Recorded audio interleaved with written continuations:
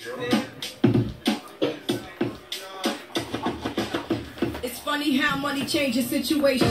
Miscommunication leads to complication. My emancipation don't fit your equation. I was on the humble, you on the station.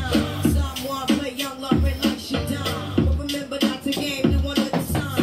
Everything you did has already been done. I love all the tricks from Rich to Kingston. My team done major king done one run. You understand El Boogie, not violent. But if a thing test me, run to me gun. Y'all take the threat to make no one son. Help in this way sense creation. A group we call you far from temptation. I'm the Black Cripple. Look at me, hear this. Oh, hey. I am the poverty scholar, criminalized, racialized, and always in struggle for $1. We're all the people you don't want to see, never want to be. Look away from me. What you gonna do? Arrest me? We're in your city. Welcome to Poor News Network. KEXU 96.1 FM. That's the Poor People's Revolutionary Radio. And we just speaking from the streets, the street corners, the sidewalk preachers, and your mama and uncle daddy teachers. We just trying to tell some truth from the sidelines, the marginalized lines, behind the plantation wall lines, and all the places that don't nobody want to be hearing the news. Guess what? This is the real news. This is the truth. So we're gonna talk about each housing and homelessness. Check it out. So today, from our Truth Behind the Head Lies segment on Poor News Network, we have to report that at San Pablo and 26 today, they had a major sweep. I wanna break down that word sweep. Sweep is a hygienic metaphor used about poor people like we were trash. That's how the world sees us. And I do also want to give a PSA, public service announcement, from the stolen Ohlone Lashan land at Homefulness that us landless peoples are liberating from the real estate snakes. You don't got to do it this way. To all the politrictors and the conscious folks and the woke folks listening, check us out, Poor News Network, People School. We have it starting September 9th and 10th to unpack the ways that this system has told us that we have to use these bloodstained dollars.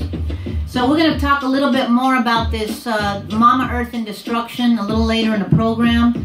But first we have a liberator and a revolutionary in the struggle, a comrade from Eastern Turtle Island that we're going to be speaking to. And so we have the blessing of having a comrade and a revolutionary liberator from Eastern Turtle Island, the amazing Darian Smith, who's going to speak to us about the work of Black Workers for Justice, as well as the ways in which our lives and our housing and our resources are being stolen on all of Turtle Island. So, hey, Darian, how you doing?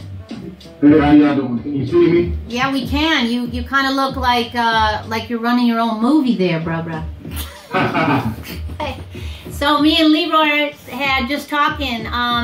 Why don't you first of all tell listeners and viewers of Poor News Network, that's PNN, not CNN, people, what's going on back east with the work that you do? Well, there's a lot of stuff going on. I mean, of course, I'm a part of Black Workers for Justice, which is an organization that started in 1982 with a group of women workers at Kmart. They were having a lot of racism and injustice as far as on their jobs and things like that. And of course, you know, the South, they don't organize, unions aren't really recognized, so they unionized themselves. And they started picketing against the Kmart. They started organizing black workers as equal black women. And it just started from there. Also, I'm a part of United Electrical Radio and Machine Workers of America, which is a national union that started in 1936. With like 12 members from all over the country, like from Indiana and everywhere. And it's still going strong today. We just came off our national convention, the 75th, which was in Pittsburgh, Pennsylvania. And also my local is UE Local 150, the North Carolina Public Service Workers Union. Ashe. Now, I got a question. This is Leroy Moore. How you doing, Darren? How you doing, bro? Good, good, good. So, you know, everybody knows that BLM has switched from police brutality to 15 hours a month.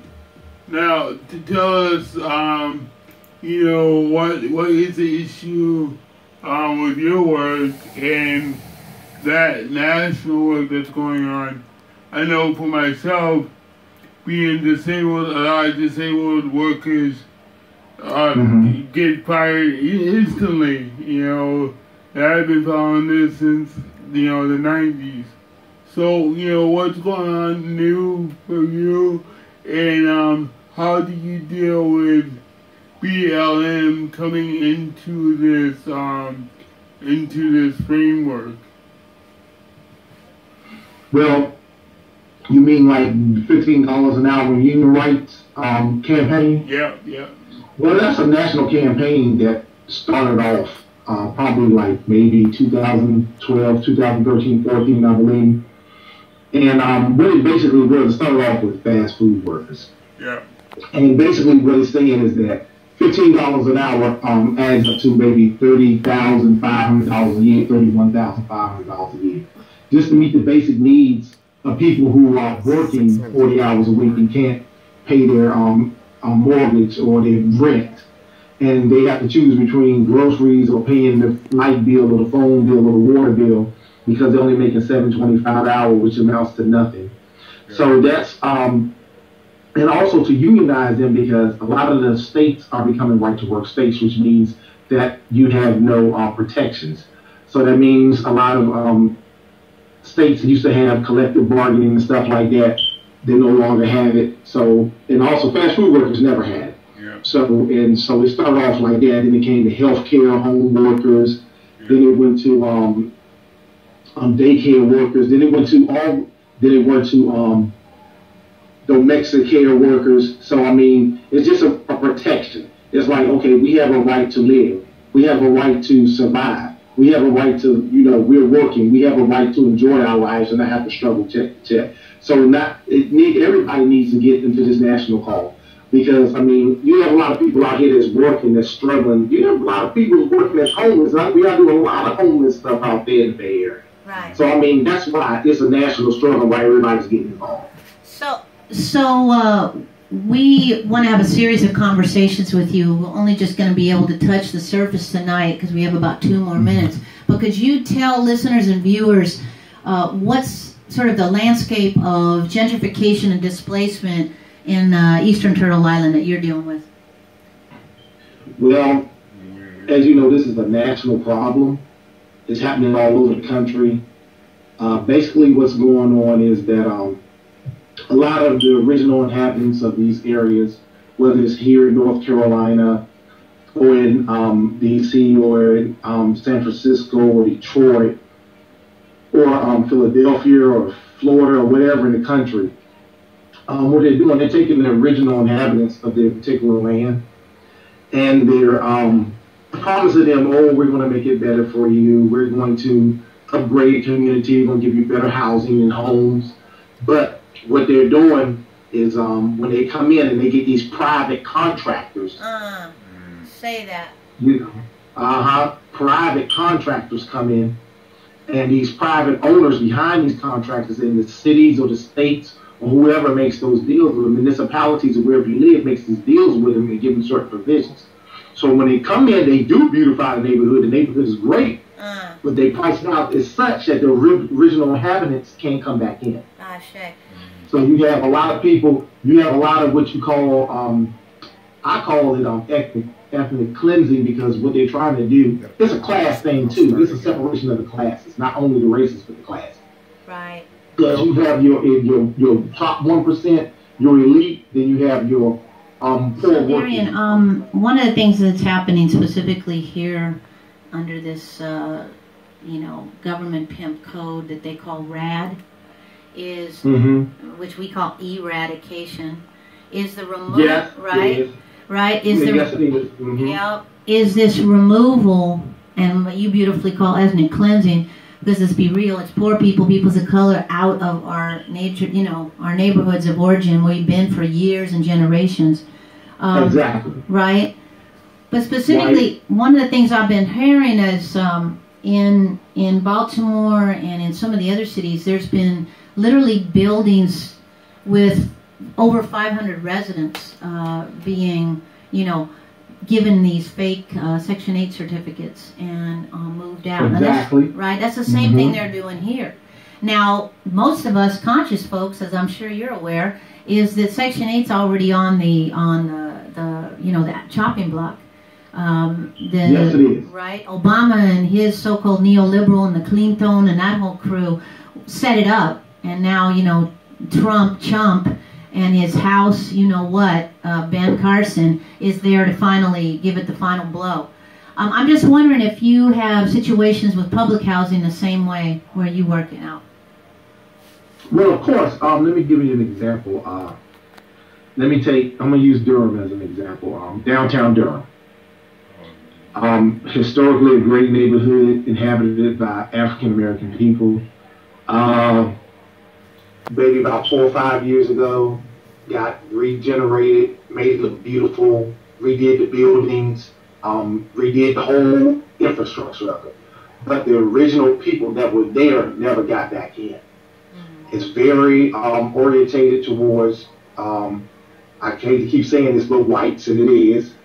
And so basically they have everything there that I think the original inhabitants should have had. They have, all they have to do is come out of their houses. They can walk to anywhere they gotta go. It's right there. It's very convenient. You have your restaurants. You have your sidewalk music. You have all the beautiful things that I think everybody should have been able to enjoy. And the bad part about it is this, is that people that lived in the Durham area for 30 and 40 years can't even walk downtown anymore without getting harassed. They ask them, why are you down here? And they're the original people that live there. Also in Charlotte. Wow. Charlotte Housing Authority, as you know, they sold to a developer down there. Yeah. And you got elderly people in there, disabled people, people that's just making it, just barely making it, working minimum wage jobs and stuff like that. And a landlord that bought it wants to turn it into, I believe, luxury townhomes. Wow. Wow. And so, those people that are going to be displaced, he gave them a voucher if they were out by like the end of the month. He was going to give them a $500 relocation voucher plus their rent back. But who can find the apartment for that when the average rent in Charlotte now is $1,200, and that's for a dump. Oh my God. I mean, it's like you say, it's for they try to eradicate people of color. That's real. They want to bring back white flag. They want to bring it back for their comfort. So I mean, it's just a terrible thing that's going on.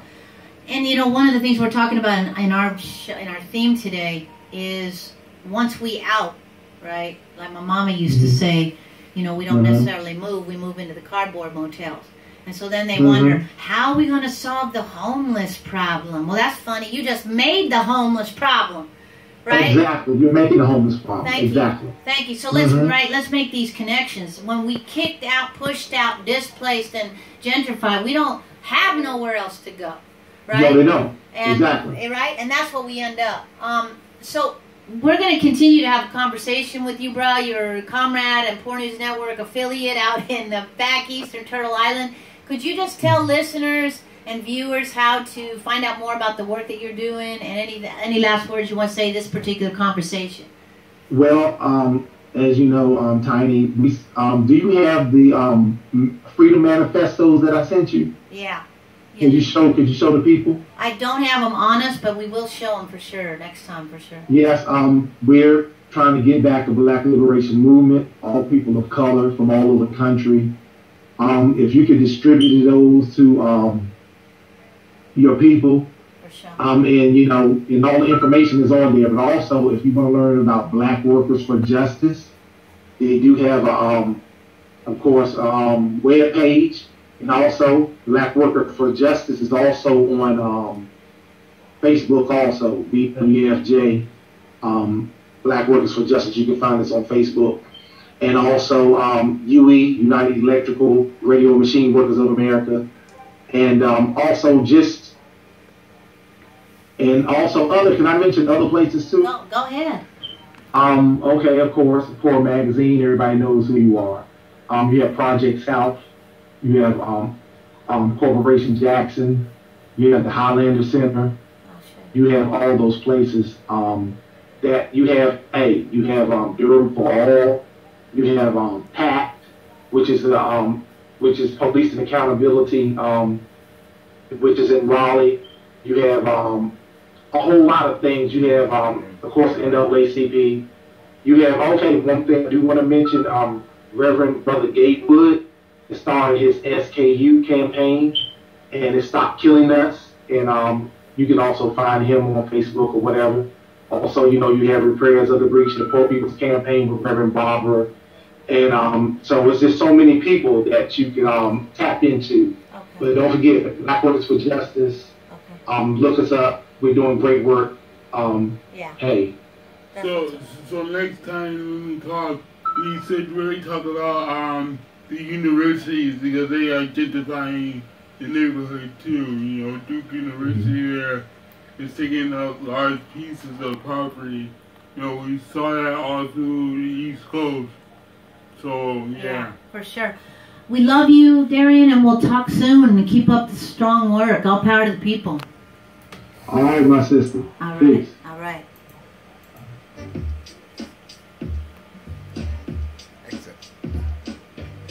So that's all for this segment of Poor News Network on KEXU 96.1 FM. Poor People's Revolutionary Radio and TV. We'll be back very soon. All power to the people. Donation. Appreciate the donation.